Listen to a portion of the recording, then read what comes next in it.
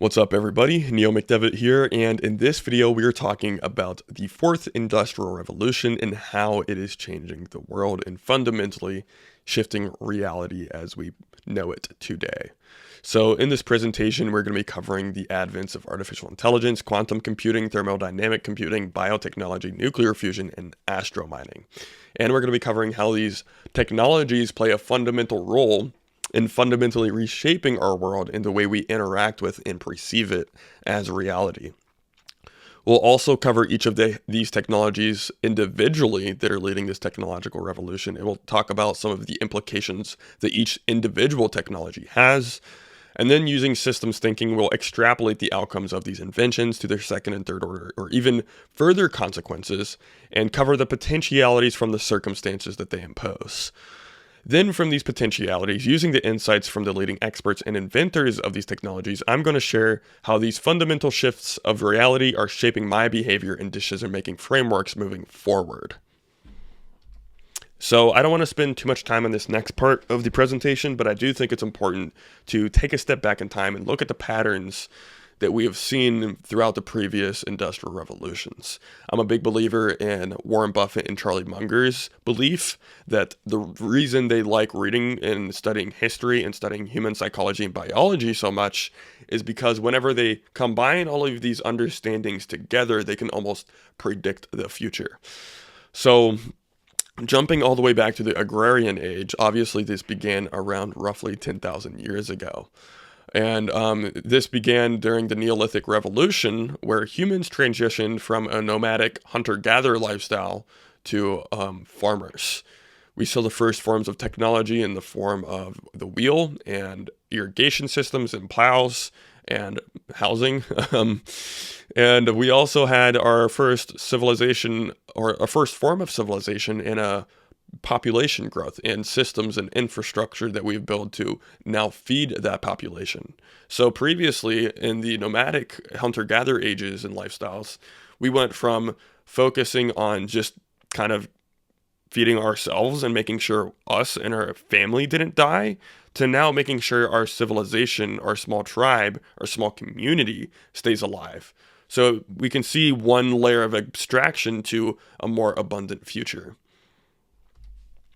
Then comes the first industrial revolution, where we had the first forms of a steam engine, we had the power loom, the cotton gin, steam locomotive, telegraph, and we also had some social impacts such as the first form of the middle class, and we had some cultural shifts, such as people adapting to new urban lives for the first time ever. And this was, again, as we saw from going from hunter-gatherers to farmers, where we had a little abstraction of leverage and we could now focus on not just ourselves and our immediate family, but focus on our tribe. Now we're focusing on more of a city rather than just a small tribe and a small community. We now have enough abundance to be able to focus on more than just a very small community, but we can focus on people that we may never have even met before by building infrastructures that support them as well. And the cotton gin, the power loom, and the steam engine are all examples of that, and so is the telegraph. And now we move to the second industrial revolution, which began in 1870 and lasted until 1914. And this was a pretty significant time because really we had the first form of national abundance, where we had the ability to have electricity, we had combustion engines, we had the first telephone, we had mass production for the first time, and we had skyscrapers. So really, this went from, again, going all the way back to the agrarian age, where we were focused on our very small tribe and community, to going to the first industrial revolution, where we're focused on a city. Now we're focused on building infrastructure for the entire country. So we're, again, going one more layer up in the abstractions of abundance and leverage that we've had.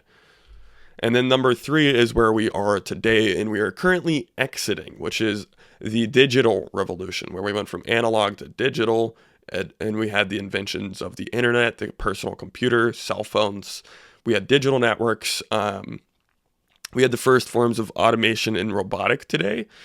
And we have renewable energy technologies, biotechnologies, e-commerce, and digital media. So this is what you have been experiencing for pretty much your entire life so far, obviously. And this is what we are currently transitioning out of. You can probably start to feel that almost whenever you look at the economy, whenever you look at the geopolitics, and you just look at the new technologies that are arising. And that's what we're talking about in this video today is where are we going? How can we navigate this? How can we perceive these coming changes and have some use some thought experiments to see the possible potentialities of the future, and then from those circumstances, how does that depict our behavior so that we can become the most abundant person in the future? So, just jumping in directly into that, introducing the fourth industrial revolution. This is from the 2020s to maybe 2045. The reason I say 2045 is because we can't really see past that point, but we can predict or reasonably assume the leading where this technology is going to lead us from the 2020s to 2045. So artificial intelligence, which is obviously the ability to automate all cognitive and physical tasks. This relieves the bottleneck of the amount of intelligence that humans are capable of harnessing and leveraging. So currently, obviously, the smartest human can only be so smart, but whenever we have intelligence that is much smarter than all humans, that gives us a much greater amount of power. Next is quantum computing, which is a new paradigm in computing that allows us to ground artificial intelligence in the physical world.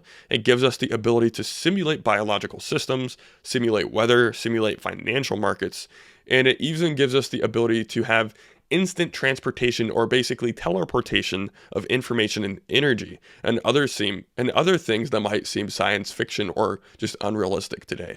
But these things are actually true. If you look at what quantum entanglement is, you can actually, using a quantum computer, instantaneously transfer energy across an arbitrary amount of space.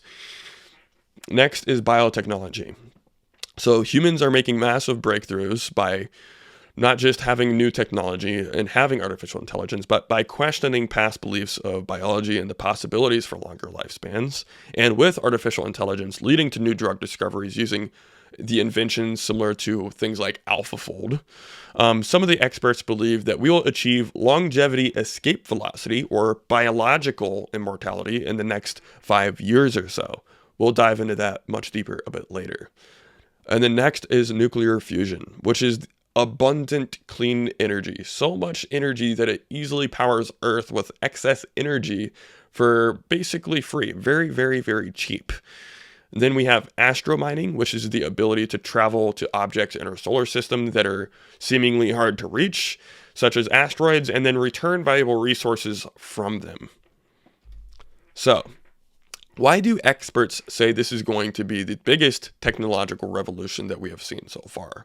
Well, first, going into my philosophy here, if we take a step back and look at the entire system and tear it down to the first principles, really, the only bottlenecks to the advancements of human civilization are intelligence, which we are solving with artificial intelligence, energy, which we are solving with nuclear fusion, and access to material resources, which we are solving with astromining. So again, if we break it down, the amount of intelligence that we can harness, the amount of energy that we can harness, and the amount of resources we have access to, when these bottlenecks are relieved, humanity will for the first time ever have the power and infrastructure to rapidly change the capabilities of each individual human, and furthermore, it'll catapult our civilization into an entirely new different paradigm. Entire industries will go extinct, scarce industries may become mainstream, and new emergent industries will be born. And if we look at history and the data ranging back to the 1980s, the price performance, or not 1980s, that's actually incorrect, that's a typo. It's the 1890s. The price performance of information technology shows a very steady and predictable curve. People like Ray Kurzweil have used this curve, along with mathematical modules such as exponential growth analyses, to make 10 and 20-year predictions that are astoundingly accurate and actually become true, aligning the time frame with his predictions. So, if we look at the top right corner here, and you can look this up if you type in Ray Kurzweil scaling laws, you can find this exact chart. So using this chart, in 1999, Ray Kurzweil predicted that we would be experiencing the current state of artificial intelligence that we're experiencing today. He predicted the self-driving cars that are becoming reality today, and he predicted the computer brain interfaces such as Neuralink that are becoming reality today. So we have the artificial intelligence that he predicted in 1999. The self-driving cars are being announced in August 8th this year. He predicted that in 1999. And computer brain interfaces, such as the Neuralink that is currently being utilized, he predicted in 1999. And if we continue this chart, which shows data that has been historically accurate and steadily accelerating even throughout world wars and pandemics, we can use mathematical modeling to see where the exponential curve takes us. This is how we can make such predictions over such time frames, which Ray Kurzweil believes that by 2045, we reached the point in time called the singularity. In other words, this is the point in history where humans cannot see past, because it is simply not possible for humans today to understand or fathom the capabilities that we will have due to the rapid advancements of technology that we will see. We simply just don't, it's kind of like driving a car in the dark. We can only see so much forward, but that amount of forwardness that we can see is very accurate, which is why Ray Kurzweil can make 25-year predictions astoundingly accurately using mathematical modeling and past data. So Ray predicts that the singularity, or 2045, is the point in time where man and machine will start to merge. And we're already seeing early signs of this with inventions like the Neuralink. So, diving into artificial intelligence individually and specifically, how is this changing the world? So this obviously promises the abundance of cognitive labor, which over a long enough time horizon extrapolates to all physical labor that requires any form of cognitive ability. And as this technology advances, it will soon outpace humans at driving economic and technological progress, making humans obsolete altogether in the techno-capitalistic system that we have today. And we would simply be a constraint to the system, so therefore will most likely be removed, given the current economic paradigm that we are in, and the fact that we are incentivized for efficiency and growth in the markets. And as scary as that might sound for some people, over a long enough time horizon, it's actually much better for humanity as a whole, because now we'll have the autonomy to choose what we want to do. We'll have the autonomy to choose where we want to focus our attention. What projects do we find meaningful?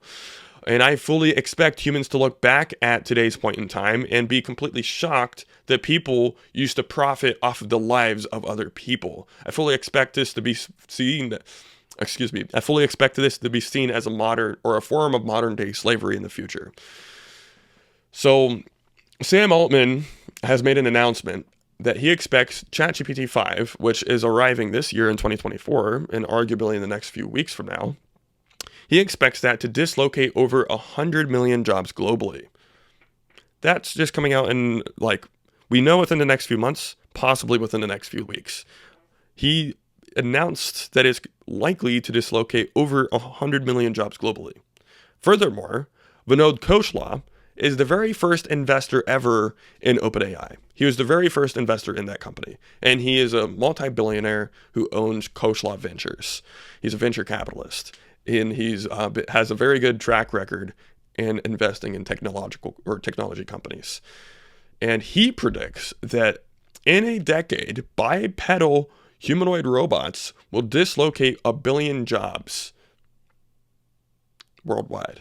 So we already know that this technology is going to be dislocating white-collar jobs before physical jobs. In a decade, he predicts it's going to dislocate 1 billion jobs. Physical jobs, not white-collar jobs. Physical jobs, which that is all of Europe and North America combined. So, according to the Department of something employment, I forget the actual acronym, but 59.8% of jobs in America are white-collar jobs. which we can expect to see automated before Vinode's prediction of 1 billion bipedal robots automating a large majority of physical jobs. So this is imminently coming. So what does this actually mean whenever we extrapolate this out a bit further? But first, what we need to ask is, what about nuclear fusion? Because fusion promises abundant, more than we currently need, near-free, clean energy. And whenever combined with artificial intelligence, the phenomenon that we get is pretty cool, which is abundant free labor. Because the only true bottleneck to artificial intelligence in the foreseeable future is the amount of energy that it takes to deploy it on a global scale. But if we have near abundant free energy, we have abundant free labor. But this is a problem. Yeah, this is a problem that has been worked on for decades. Like, nuclear fusion has been in the works, and we're getting very, very close now. Nuclear fusion is on the horizon, and Sam Altman is on the board of a company called Helion, which I show in the right here. And this company is leading the way of fusion. It is making most of the technological breakthroughs, and Microsoft, OpenAI, and Nuclear Fusion, or Helion, are planning to power the $100 billion data center and supercomputer that OpenAI is building by 2029. So this is something that is imminently coming, and we're now going to have the energy to deploy this infrastructure of artificial intelligence on a global scale by 2029. At least that's what we're expecting to see. Sure, there could be any subtle, it could be delayed by a little bit, but I really don't see that, since we have a lot of breakthroughs in nuclear fusion, especially whenever combining artificial intelligence with nuclear fusion, such as the improvement that we've had recently within the past month on fusion reactors. For example, fusion reactors have an electromagnetic field that holds the plasma and keeps the plasma inside of the fusion reactor. But what would happen over a long enough time horizon, due to the second law of thermodynamics, entropy, is we would see micro tears in this electromagnetic field. And those micro tears would allow the plasma to leak out of the fusion reactor, making the entire reactor unstable. But now what we can do with artificial intelligence is simulate that electromagnetic field and predict the tears before they ever happen. Hence, we can now prevent them, giving us a stable fusion reactor. So this is something that is happening very soon. We're going to see this technology being very viable, I'm willing to bet, before 2029. So this introduces the post-labor economy. And I'm not actually the one who coined this term. David Shapiro is. He is the guy in the top right picture there. But what happens when humans become obsolete in the labor market? And furthermore, we have energy that basically allows us to have abundant free labor. So by approaching this problem in a systematic way and applying the framework of second and third order consequences, we can reasonably assume some potential outcomes. Starting with the eradication of jobs, as unemployment increases due to artificial intelligence, it is guaranteed to see some form of social unrest. There's going to be a lot of lack of meaning. Maybe people are having some financial difficulties. There's going to be social unrest. And as we approach 15 to 25% unemployment, the economy starts to come to a halt. It starts to implode. And if we aren't prepared to deploy a new system before then, we will see a lot of social unrest, and it literally will implode if we don't have a new system before then that we're ready to deploy. And we saw this during the Great Depression, where we hit 24% unemployment, and the economy literally just stopped working. So obviously we don't want that to happen again. So hopefully somebody somewhere, hopefully we have a system that will step in and take over this. So at this point, at the point of 25% unemployment, we are forced into a different economic paradigm, whether we are prepared for it or not. Again, hopefully we have some sort of idea or potential solutions by then, but nonetheless, I fully expect to see larger and larger amounts of social unrest the higher and higher the unemployment goes, just because people will naturally just not be. Whenever your entire life is focused around your job in a neoliberalistic country like America, and your job suddenly is taken away from you, people are in a frantic search for meaning. And yeah, nonetheless, we're going to see some social unrest because of that. And eventually, someone or something is going to have to financially or economically support the individuals who have been laid off. Otherwise, we will see potential famine or civil war amongst the working class in order to fight for food and survive. Because whenever everybody is not working and we don't really have money and the working class, what do? They need to eat. They need to survive. They will probably fight each other. So we don't want that to happen, and we don't want to have any type of anarchy forming. So we need to have some sort of system to pick up the deficiencies of the previous system that is now becoming obsolete. And I have some theories as to what that could be that we could go over in a little bit. So many people speculate that universal basic income will be adopted before this happens, which for the first time in history, I actually think it might actually make sense to have universal basic income. I'm usually not a big fan of this idea at all. I just don't like the fact of a top-down approach of control. But in this instance, it might actually make some sort of sense, or maybe we have some sort of stakeholder capitalism that allows people to have more economic agency. Because in the end here, in the post-labor economy, humans are still going to want to have economic agency. They're still going to want to be able to travel and do what they want throughout the globe, right? They still want to have freedom of choice. So it is very, very obviously important to have some form of economic agency. And it is possible that we could have enough freed up capital to provide a reasonable amount of universal basic income to keep up the velocity of money high enough to keep the economy growing. Considering the fact that over $10 trillion is paid annually in the form of W-2s to the working class currently. And that's not even including 1099s or dividends, right? So whenever we have, let's say, 50% unemployment, that's $5 trillion that is freed up to be potentially redispersed, and to have a form of universal basic income that'll keep the velocity of money high enough to keep the economy growing, but not driving inflation. So I'll dive further into that in just a second, which is the cost of goods plummet. So when we buy things, what makes things so expensive? You're not paying for the goods or services themselves, you're paying for human labor. You're paying for the quantifiable amount of life that other humans have donated to manufacture, transport, deliver, and sell the goods of services that you are purchasing. And this is obviously something that is very expensive. So what we can imagine here is look at the top right picture. Let's imagine you buy a product on Amazon. Well, that starts in China, where somebody is making that product.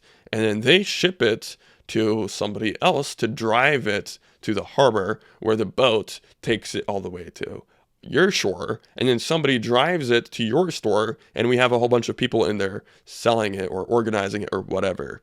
And now eventually somebody takes it from there and delivers it to you. That's a lot of people. So what happens when those people are not needed? Well, again, a lot of capital is freed up, but also products become a lot cheaper. We see lots of deflation. So whenever we have abundant near free labor because of nuclear fusion and artificial intelligence, it directly reflects in the prices of goods and services. I fully expect to see massive deflation, and not a bad sense, but in a sense that allows for much more economic agency for everybody who is a part of this system. This makes universal basic income potentially feasible for the first time ever, because the price of goods and services will plummet by 10x, or maybe even more, depending on what it is. The price of housing could also do the same, because as people have less, or as people don't work jobs anymore and unemployment rises, sure, we're probably going to see some short-term financial struggle for a little bit, and then we'll have some universal basic income, maybe about $2,000 per month, which would be plenty given the amount of deflation we're going to see. And then we would have plenty of capital to give that $2,000 a month, because we would have trillions of dollars being freed up every single year to give it, which makes it very feasible.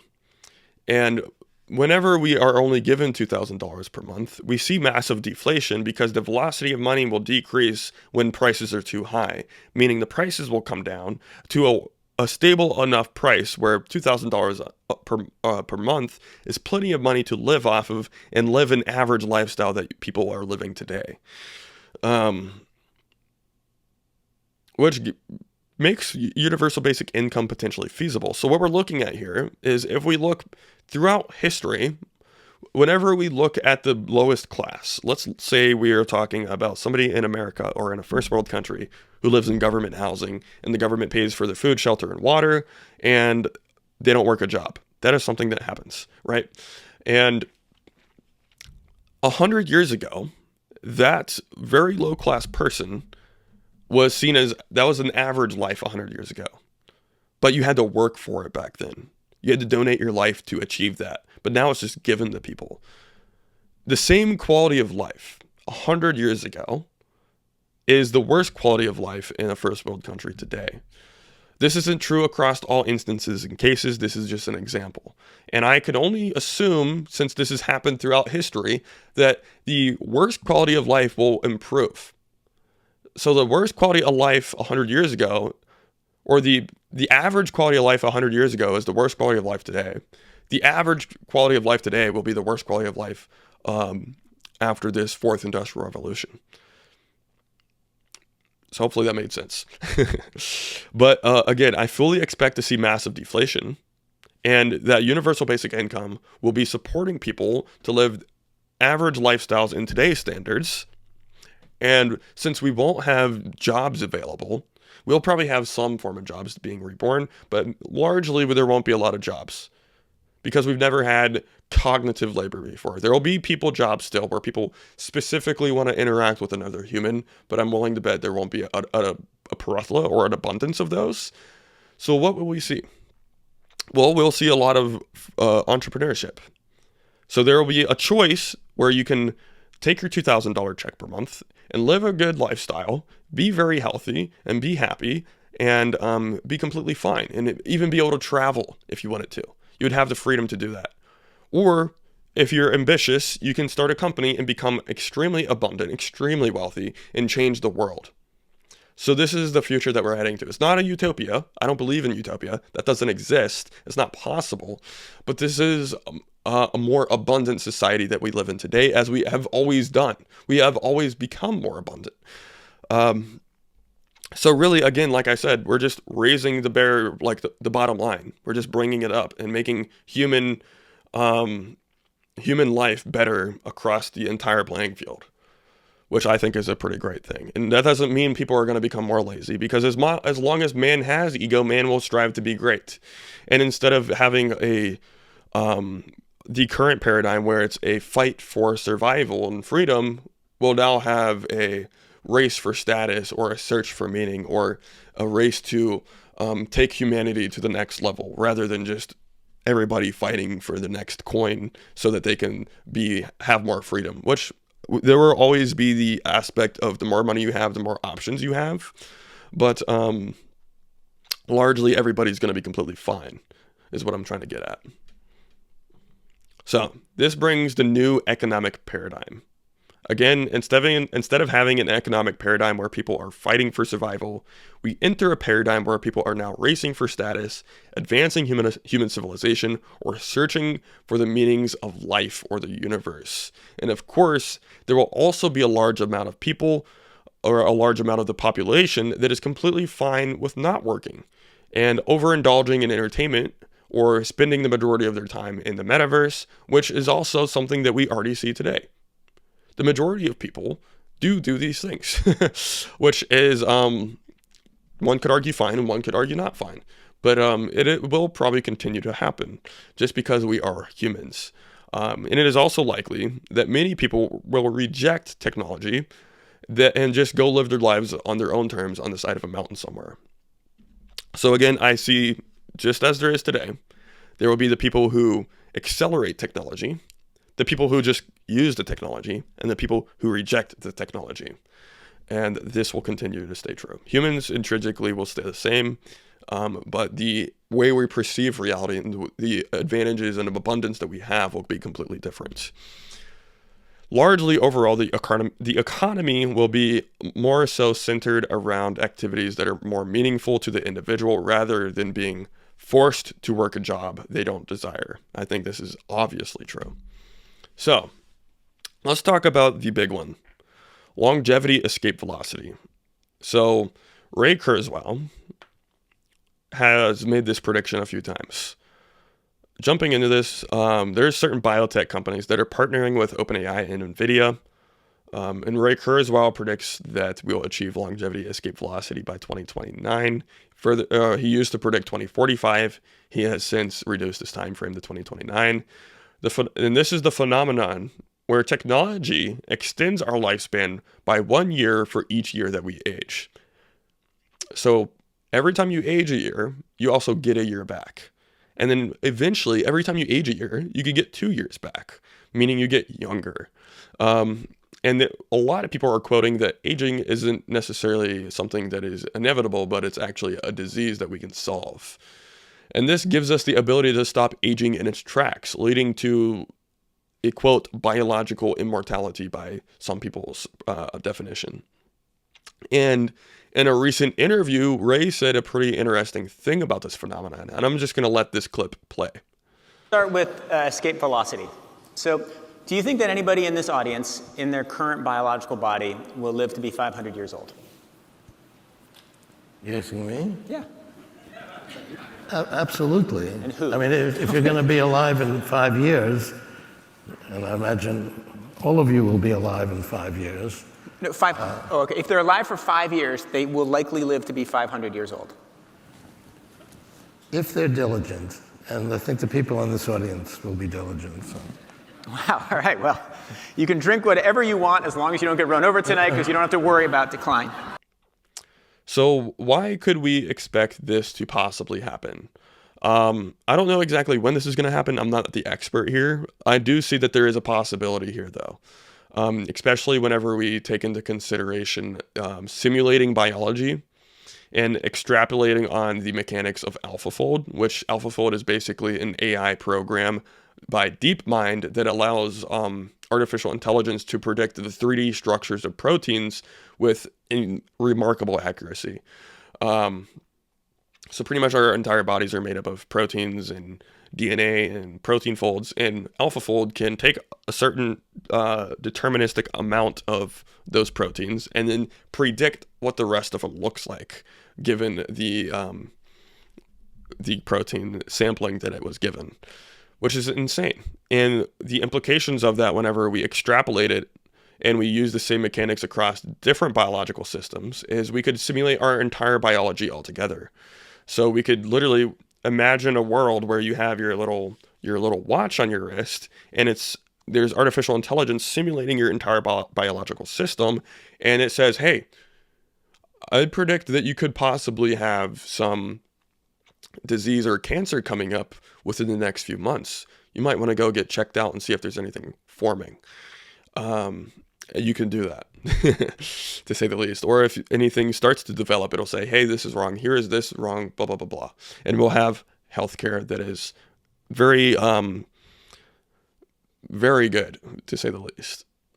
And then next is thermodynamic computing, which this could give us the ability to compute and simulate thermodynamic properties, such as the second law of thermodynamics, the law of entropy, which could give us the ability to control or manage the entropy of objects or biology, giving us the ability to make things last longer, such as humans. So one thing that is concerning is the ethical or logical problems from this. So if we play this out, let's say we could solve aging. What does that do for humanity? Because largely, evolution is the process of individuals dying and new ones being reborn into a new world where the past individuals have created the world and technology to a certain extent that makes the younger individual have a much better time in the world, basically, right? So there's a saying, science evolves for scientific breakthroughs come about one death at a time, which basically means that the human brain calcifies over a long enough time horizon. And whenever it calcifies, it doesn't have the youthfulness of a child that comes into the world and sees the world as it is. And whenever it calcifies, you can have very old paradigms that could cause stagnation and it eventually lead to extinction of a species. But maybe we could remove the calcification of brains by then. That is also an option. But obviously, there is some ethical things to talk about here. So, given all of this new information, how does this change your behavior? Given the fact that these technologies are rapidly advancing on an exponential scale, and given the way that they all complement each other to form a compounding feedback loop, I think it's very important to ask ourselves, what if these insights come to fruition in the next 5 to 10 years? How does this change my behavior? And what should I be doing to prepare for this technological revolution that we're currently going through? These are the most important questions any of us could be asking today. Because as we know, it takes time to adapt. But if you can adapt today and you can be prepared today and you can start learning today, you're going to have very strong roots in the future.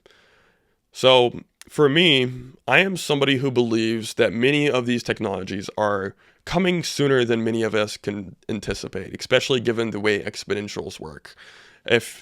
Just to give you like an analogy of how exponential returns work, let's say I walk left 30 steps linearly, I'm probably going to go about like 60 feet depending on how long my strides are. But if I walk that direction 30 steps exponentially, that will put me in a completely different state or a completely different country or maybe somewhere in the ocean, just because of the way exponentials work. So given this fact, I am focused on, one, staying on the cutting edge of artificial intelligence and building skills in this area, because obviously it's going to be very transformative. Two, studying physics so that I can be more grounded in the possibilities of reality, because if we look at it, fucking everything is possible. The only true rules or laws to life is the laws of physics. And everything outside of that is just a narrative or some belief that somebody else has. So educating myself in the laws of physics so I can become more grounded. And another thing is artificial intelligence is really good, but it's not quite grounded yet.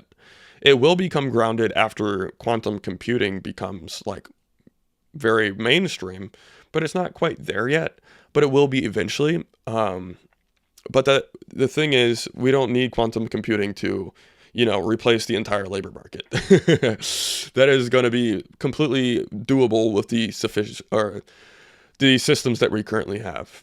But grounding yourselves will give you the ability to approach problems from a first principle standpoint and in using systems thinking to solve them while obeying the laws of physics. And you'll be able to create literally anything you could possibly imagine because you have these hyper intelligent artificial intelligence machines that can help you solve any problem you want to. But you just have to be the one that's grounded in reality to give them the problems to solve. Next, exercising my creative abilities. I think creativity is going to be very, very huge, especially as we are becoming a civilization, as you see in the right picture here, the right-hand side. And all of that is going to be, all future technologies are basically just how creative can people be, right? And how well do you understand the laws of physics, and how well do you understand material science? And those are the things I'm going to be focusing on largely. And then also, I'm going to be focused on building a community-based business, because I think this is one of the most likely businesses to survive the Industrial Revolution that we're going through, specifically because the intrinsic value of a community-based business is the fact that there is a community of humans. There you go. And then next, I'm going to be exercising first principles in systems thinking. And then lastly, studying material science so I can have a larger impact on the future of humanity by aiding in the invention of new technologies. And I think anybody who has an understanding of physics and material science using a large language model or using artificial intelligence, you could reasonably have a large impact on the future inventions of new technologies, because really artificial intelligence just makes the barrier to entry a lot lower. So think about it. So if you ask me, I think we're heading towards an era that is less driven by the feelings of lack, voids, or greed. While I do think these still will exist, I believe more and more people will be driven by advancing human civilization before or beyond our current capabilities, and ultimately be driven by climbing the Kardashev scale, or at least that is my goal, is to help humanity become a multiplanetary species in the long run. Obviously, my capabilities are limited today, but give me some time and maybe I'll have a reasonable impact. So I believe technology is the only chance humanity has at the possibility of lasting in perpetuity. And this is where I'm betting all of my chips, all of my attention, and all of my time, which is why I'm studying physics, why I'm studying material science, why I'm studying my creative abilities, why I am building a community-based business, and why I am exercising the practices of first principles and systems thinking. That being it, my name is Neil McDevitt, and if you found these insights valuable and you're interested in learning these skills a bit further and a bit more in depth, please subscribe, because this entire YouTube channel is covering how to navigate the fourth industrial revolution.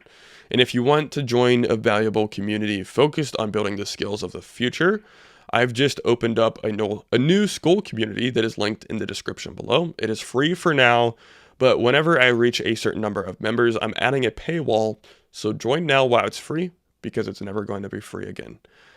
I will see you in the next video.